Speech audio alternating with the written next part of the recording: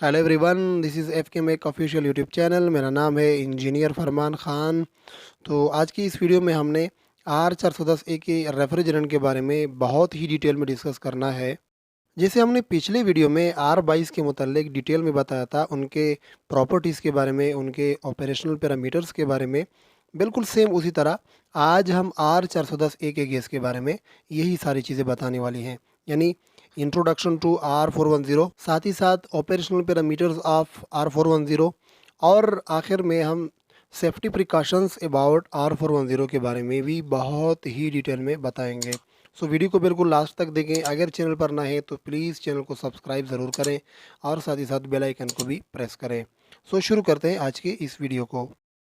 Basically R410 एक blend type का refrigerant है जो कि दो डिफरेंट केमिकल कंपाउंड्स डाईफ्लोरोमीथेन और पेंटाफ्लोरोईथेन से मिलकर बना हुआ है।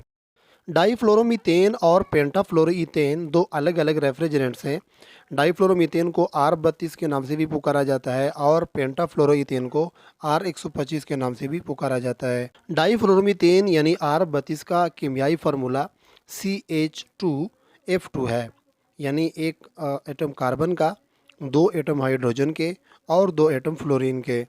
जबकि पेंटाफ्लोरोईथेन, जिसको R125 भी कहा जाता है, इसका कीमियाई फार्मूला CHF2CF3 है। इसमें शामिल दो एटम्स कार्बन के, एक एटम हाइड्रोजन का और 5 एटम फ्लोरीन के हैं। R410 का ताल्लुक HFCs यानी हाइड्रोफ्लोरोकार्बन्स ग्रुप ऑफ रेफ्रिजरेंट से है और इसके सिलेंडर का कलर रोज़ यानी गुलाबी होता है। चूंकि R410 में कोई भी क्लोरीन का एटम शामिल नहीं है, इसलिए इस रेफ्रिजरेंट का जो ओजोन डिप्लेशन वैल्यू है वो ज़ीरो है। लेकिन चूंकि इसमें फ्लोरीन के एटम्स कसीर तादाद में मौजूद हैं, तो इस वजह से इसकी ग्लोबल वार्मिंग पोटेंशियल की वैल्यू काफ़ी ज़्यादा है, यानी 1730 है। R410 का एटमॉस्फेरिक लाइफ 16 ईयर्स है। यानी अगर R410A गैस को हवा के अंदर खारिज कर दिया जाए तो ये फ़ज़ा में 16 साल तक सलामत रहता है। R410 को पहली बार हनीवेल ने 1991 में दरियाफ्त किया था, लेकिन बाद में इसको प्रैक्टिकली एयर कंडीशनरों में 1996 में यूज़ करना शुरू कर दिया। अब आते हैं इसके ऑपरेशनल पैरामीटर्स और प्रॉपर्टीज़ की तरफ। तो R410A का बॉइलिंग पॉइंट -48.5 डिग्री सेंटीग्रेड है। चूँकि एक अच्छे रेफ्रिजरेंट की ये एक प्रॉपर्टी होती है, ये एक खूबी होती है कि उसका बॉइलिंग पॉइंट जितना कम हो उतना ही बेहतर होता है। तो इसलिए चूँकि R22 का बॉइलिंग पॉइंट तकरीबन -40 था, जबकि R410 का बॉइलिंग पॉइंट -48.5 डिग्री सी है, इसलिए R410 R22 की निस्बत बेहतर है। इसी तरह R410A का फ्रीजिंग पॉइंट भी काफ़ी कम है, यानी -155 डिग्री सेंटीग्रेड है। और एक अच्छे रेफ्रिजरेंट की ये भी एक खूबी होती है कि जितना इसका फ्रीजिंग पॉइंट लो होगा उतना ही बेहतर होगा। R410 चूँकि आम डोमेस्टिक लेवल पे एयर कंडीशनरों में यूज़ होता है, तो इसलिए इसका सक्शन प्रेशर 120 टू 130 PSIG तक रखा जाता है, जबकि इसका डिस्चार्ज प्रेशर 300 से 350 PSIG तक रखा जाता है। R410A का क्रिटिकल प्रेशर 710 PSIG है और ये एक बहुत अच्छी खूबी है इस गैस में कि इसका क्रिटिकल प्रेशर बहुत ज़्यादा हाई है। जबकि R410 में एक बुरी चीज़ जो है वो इसका क्रिटिकल टेम्परेचर का कम होना है। R410 का क्रिटिकल टेम्परेचर 73 डिग्री सेंटीग्रेड है और इस वजह से ये एयर कंडीशनरों में कभी कभार बहुत ज़्यादा मसला करता है। मिसाल के तौर पर कि अगर यहाँ पर हमने R410 का एक एयर कंडीशनर लगाया है और यहाँ पर एम्बिएंट टेम्परेचर एक ख़ास लिमिट से बढ़ता है, तो इस वजह से एयर कंडीशनर का कंडेंसर अपना कंडेंसेशन का काम छोड़ जाता है, क्योंकि ये बहुत जल्दी 73 डिग्री सेंटीग्रेड का टेम्परेचर अचीव करता है, जिस पर कंडेंसर अपना कंडेंसेशन का काम छोड़ जाता है। अब आते हैं R410 के सेफ्टी प्रिकॉशंस के बारे में।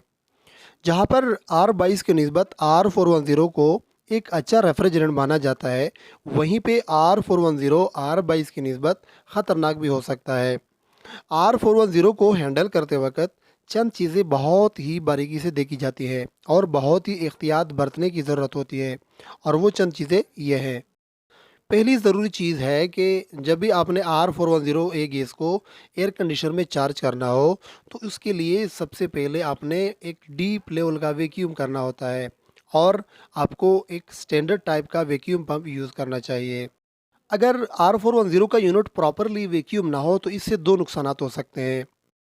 पहला नुकसान इसका ये है कि अगर यूनिट के अंदर थोड़ी-सी भी हवा रह जाती है, तो जब आप इसमें R410 का गैस चार्ज करते हैं, तो हवा और गैस को आपस में मिलने की वजह से इस यूनिट का जो बॉइलिंग पॉइंट होता है, वो बढ़ जाता है, जो कि यूनिट के लिए बिल्कुल भी फ़ायदेमंद नहीं है। दूसरा नुकसान इसका, जब R410 के एसी में थोड़ी-सी भी अगर हवा रह जाती है वैक्यूम के दौरान, तो जब आप इसमें R410A का गैस चार्ज करते हैं, तो हवा और गैस के मिलाप की वजह से ये कभी-कभार कंडेंसर के अंदर ब्लास्ट कर जाते हैं। दूसरी ज़रूरी चीज़ जो है वो ये है कि जब भी आप 410A का गैस चार्ज करते हैं किसी एयर कंडीशनर में, तो हमेशा सिलेंडर को उल्टा करके लिक्विड हालत में गैस को चार्ज करना चाहिए, क्योंकि ये एक ब्लेंड टाइप का रेफ्रिजरेंट है जो कि R32 और R125 से मिलकर बना हुआ है। तो इसलिए जब आप सिलेंडर को उल्टा करके गैस चार्ज करेंगे, तो इसमें ये दोनों गैसें जो है वो 50-50% में चार्ज होती हैं। और अगर आप इसको सिलेंडर को सीधा करके वेपर हालत में चार्ज करेंगे, तो कभी-कभार ये होता है कि R32 की मिकदार जो है वो ज़्यादा चार्ज होती है, R125 की मिकदार कम चार्ज होती है, या R125 की मिकदार ज़्यादा चार्ज होती है, R32 की मिकदार कम चार्ज होती है, जिससे यूनिट की एफिशिएंसी पर बहुत बुरा असर पड़ता है। तीसरी ज़रूरी चीज़ ये है कि जो लोग R410 के ज़्यादा सिलेंडर्स को अपने पास स्टोर करते हैं, तो उनको चाहिए कि इन सिलेंडर्स को वेल वेंटिलेटेड एरिया में स्टोर करने चाहिए, ताकि वहाँ पे हवा का गुज़र-बसर हो। चौथी ज़रूरी चीज़ ये है कि जहाँ पे भी R410 का गैस इस्तेमाल किया जाता है, वहाँ पर जो आग लगाने वाली चीज़ें हैं, यानी जो फायर स्पार्किंग लाइटर्स हैं, माचिस हैं, इन चीज़ों को वहाँ पे इस्तेमाल ना किया जाए। पाँचवीं ज़रूरी चीज़ कि R410 जो है, ये आम हालत में फ्लेमेबल और टॉक्सिक नहीं है। यानी आम हालत में ये ना आग पकड़ते हैं और ना ही ये ज़हरीले होते हैं। लेकिन अगर किसी स्पेस में R410 ज़्यादा मिकदार में लीक हो रहा हो किसी यूनिट से या किसी सिलेंडर से, तो वहाँ पर आपको नहीं जाना चाहिए, क्योंकि R410 जब ज़्यादा मिकदार में लीक होता है, तो ये स्पेस का नीचे वाला हिस्सा में बैठ जाता है और जो वहाँ पे हवा होती है उसको ऊपर की जानिब धकेल देता है। तो जब आप वहाँ पे जाते हैं, तो उस एरिया में ऑक्सीजन की कमी की वजह से आपके साँस रुकने का मसला आपको पेश आ सकता है।